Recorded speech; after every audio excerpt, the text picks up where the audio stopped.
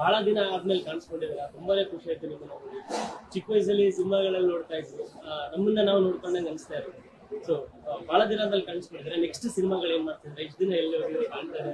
ಖಂಡಿತ ಲಾಸ್ಟ್ ಕೆಲವು ವರ್ಷಗಳು ನಂದೇ ಆದ ಒಂದು ಕಂಪನಿನಲ್ಲಿ ತೊಡಗಿಸ್ಕೊಂಡಿದ್ದೆ.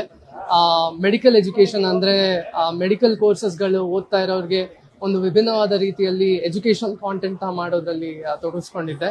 ಸೊ ಇವಾಗ ಎಲ್ಲೇ ಹೋದ್ರೂ ಒಂದು ಮನ್ಸು ಎಲ್ಲಿರತ್ತೋ ಅಲ್ಲಿಗೆ ಕರ್ಕೊಂಡು ಹೋಗುತ್ತೆ, ಅದು ಆ ಸಿನಿಮಾದಲ್ಲೇ ಇರೋದು. ಸೊ ಈಗ ಒಂದು ಸಿನಿಮಾ ಬರೀತಾ ಇದ್ದೀನಿ ಅಂಡ್ ಅದನ್ನ ಆದಷ್ಟು ಬೇಗ ನಿರ್ದೇಶನ ಮಾಡಿರ್ತೀನಿ. ಯಾಕಂದ್ರೆ ಚೈಲ್ಡ್ಹುಡ್ ಅಲ್ಲೇ ಸಿನಿಮಾನ ಡೈರೆಕ್ಷನ್ ಮಾಡಿ ರೆಕಾರ್ಡ್ ಮಾಡಿದ್ವಿ, ಇವಾಗ ಡೈರೆಕ್ಷನ್ ಪ್ಲಸ್ ಆಕ್ಟಿಂಗ್ ಎರಡನ್ನೂ ಎಕ್ಸ್ಪೆಕ್ಟ್ ಮಾಡ್ತಾ ಇದೀವಿ ನಿಮ್ ಕಡೆಯಿಂದ.